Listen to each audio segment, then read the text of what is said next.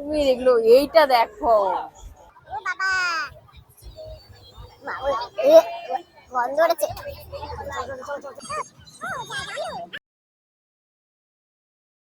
ভেবেছিলাম যে এখানকার কিছু একটু মানে দেখবো, ট্রাই করবো, কিন্তু মানে সব লোকাল শপে এত মানে আজে বাজে জিনিস পাওয়া যাচ্ছে, তো সাহস পেলাম না এখান থেকে কিছু ট্রাই করার।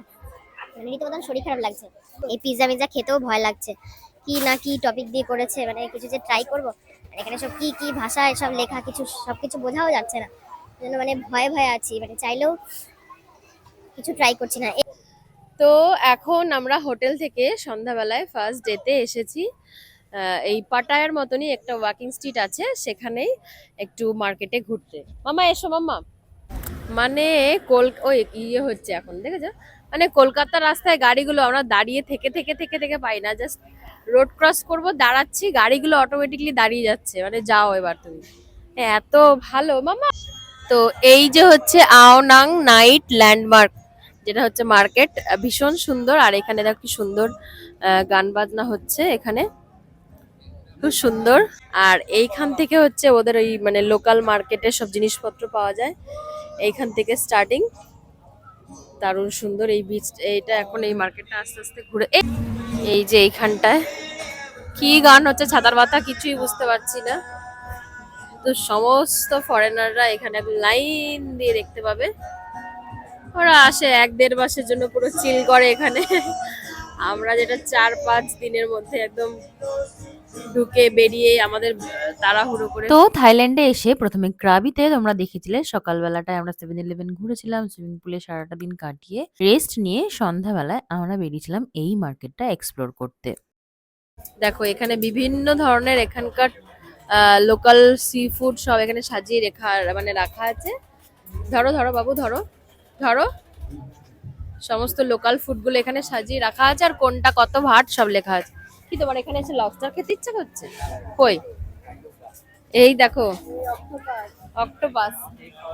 ক্রাবির এই আওনাং মার্কেটে আমরা ঢুকেছিলাম যে বিভিন্ন জায়গাটা এক্সপ্লোর করব, আর এখানকার লোকাল কিছু স্ট্রিট ফুড আমরা ট্রাই করে দেখব, কারণ থাইল্যান্ডের লোকাল স্ট্রিট ফুড ভীষণ ফেমাস, সবাই এখানে এসে এইসব জিনিস ট্রাই করে। তো আমরাও ঠিক করেছিলাম যে ডিনারটা এখান থেকেই সারবো, কিন্তু তারপর আস্তে আস্তে কি হলো তোমরা দেখতে থাকো। আর এখানকার সব মানুষগুলো কিছু তুমি করো না করো কিছু, জাস্ট একটা বড় বড় স্মাইল দেবে, এত ভাল লাগে, মানে খুব ভালো, খুব ভালো লাগে এটা। এটা থাইল্যান্ডের কালচার বলতে পারো, কারণ এখানে এলে তুমি প্রত্যেকটা মানুষের মুখে এক গাল হাসি দেখতে পারবে। আর এটা তুমি থাইল্যান্ডের যেই কোনাতেই যাও না কেন, বিভিন্ন শপ বলো, মার্কেট বলো, বা যেখানেই যাও তুমি কিন্তু এই ব্যাপারটা ফিল করবে, যেটা আমার ভীষণ ভালো লেগেছে। এর জন্য কিন্তু থাইল্যান্ডকে ল্যান্ড অফ স্মাইলও বলা হয়। আমরা কিন্তু এখনো পর্যন্ত খুঁজে পাইনি যে এখান থেকে কি খাওয়া যায়, আমরা কিন্তু এখনো সেই চেষ্টা চালিয়ে যাচ্ছি। বাবা ক্রিস্পি পর্ক, ভুলো ভুলেও এখানকার কিছু স্ট্রিট ফুড ট্রাই করতে পারবো না। দেখতে পাচ্ছ সব চলে এসো। দেখ একবার এগুলো, তুমি এগুলো এইটা দেখো। তো তোমরা যারা যারা এর আগের ভিডিওটা দেখেছো, তো তোমরা নিশ্চয়ই দেখেছো যে এখানে প্রথমে আমি এইসব দেখে খুব এক্সাইটেড হয়েছিলাম, কিন্তু তারপরে আমার শরীরটা খারাপ করে গিয়েছিল, তো সেই কারণে আমি একটু বসে রেস্ট নিয়ে তারপর আবার এইসব মার্কেটটা এক্সপ্লোর করা শুরু করি। তারপর অনেক জায়গায় ঘুরে ঘুরেও যখন আমার মন কিছুতেই শান্তি পেল না যে যেখান থেকে আমি একটু কিছু খাবার ট্রাই করতে পারি, তারপর আমি চলে এলাম এরকম শুধু ফ্রুটের যে শপগুলো ছিল, যেখানে শুধু ফ্রুটের আইটেম পাওয়া যাচ্ছিল, তো সেখান থেকে কিছু ট্রাই করার জন্য। তারপর দেখো খুঁজতে খুঁজতে আমরা কিন্তু কিছু ইন্ডিয়ান রেস্টুরেন্টও পেয়েছিলাম। এই একটা ইন্ডিয়ান রেস্টুরেন্ট পেয়েছি, সুস্বাগতম। তো দেখি এইখানে ল্যাম ম্যাম সব আছে, প্রন, চিলি, গার্লিক, এটা তো মনে হচ্ছে আমাদের ইন্ডিয়ানই। কিন্তু পরে ভাবলাম যে ইন্ডিয়ান রেস্টুরেন্টে তো সেখানে সবসময় খাওয়া দাওয়া করি, বাইরে এসেও ইন্ডিয়ান রেস্টুরেন্টে খাবো, দেখলাম যে না, যাই হয়ে যাক এখানকার কিছু লোকাল ট্রাই করতেই হবে। তাই জন্য আমরা আরো খুঁজতে থাকলাম, খুঁজতে খুঁজতে আমার আরো কিছু এইরকম রেস্টুরেন্ট চোখে পড়লো। এই দেখো আমি থাইল্যান্ডে কি খুঁজে পেয়েছি, মানে যারা একদম ভেজিটেরিয়ান, এই যে তাদের জন্য রাধে রাধে বলে একটা, এই এখানে একটা শপ পেয়েছি। তো এইখানটায় দেখো একদম টোটালি একদম পুরো ভেজ পাওয়া যাচ্ছে। তো যারা একদম ভেজিটেরিয়ান তাদের কোনো চিন্তা নেই, এখানে এসে দেখতে পারো। মানে এটা ওই ইয়ে মার্কেটেই আছে, আওনাং মার্কেটে এটা তো অনেক খোঁজার পরেও যখন আমরা কিছু পেলাম না তখন মাম বলছিল যে পিৎজা খাবো।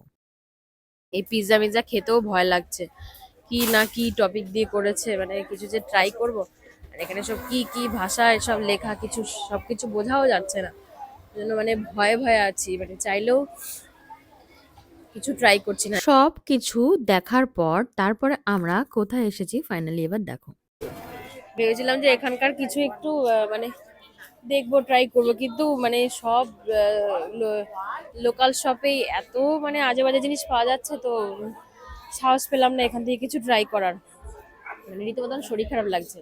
তাই এখানে একটা পেলাম, এটা শুধু ওই মানে ফ্রুট, সমস্ত কিছু ম্যাঙ্গো ফ্যাঙ্গো, সমস্ত লোকাল ফ্রুট দিয়ে শেক স্মুদি এইসব, এখান দিয়ে কিছু খাবো, জীবন বাঁচাবো। আমি না খেয়ে থাকবো, তাও ওইসব মানে জায়গা থেকে কিছু ট্রাই করতে পারবো না। দেখা যাক এইখান দিয়ে কিছু একটা নেব। তো এখান থেকে দেখার পরে আমি বেছে বেছে ওই ম্যাঙ্গো শেকই একটা চুজ করলাম, কারণ এটা নাকি এখানে ভীষণ ফেমাস। তো ভাবলাম প্রথমে একটা ট্রাই করে দেখা যাক যে কেমন খেতে, তারপর আবার বাকি অন্য কিছু না হয় ট্রাই করা যাবে।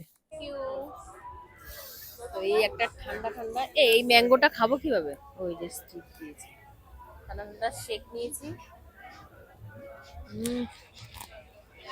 আসছেই তো না, অনেকক্ষণ দাঁড়িয়ে দাঁড়িয়ে খুঁজে খুঁজে তো এইটা তো পেয়েছিলাম, একটা ওই ভেজ মানে শুধু সেলফ ফ্রুটের মধ্যে।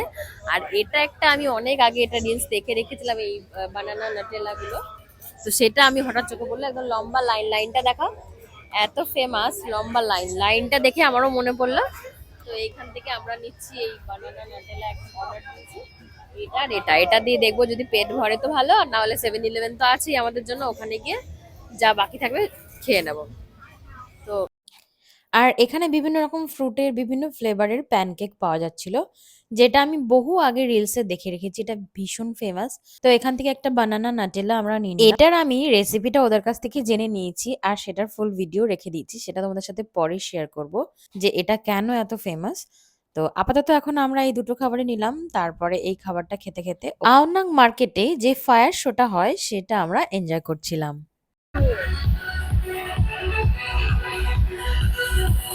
ক্রাবিতে বিচে বা এই মার্কেটের ধারে এই ফায়ার শোটা হয়। এটা হচ্ছে ভীষণ ফেমাস, এটা নিয়ে তোমাদের পরে এটা ডিটেলসে ভিডিওতে সমস্ত কিছু বলবো। তো এই রকম নতুন নতুন ইনফরমেটিভ ভিডিও দেখতে হলে আমার চ্যানেলটাকে অবশ্যই সাবস্ক্রাইব করতে হবে। এখনকার মতন এইটুকুই, দেখা হচ্ছে নেক্সট ভিডিওতে, ততক্ষণের জন্য টাটা বাই, সবাই ভালো থেকো।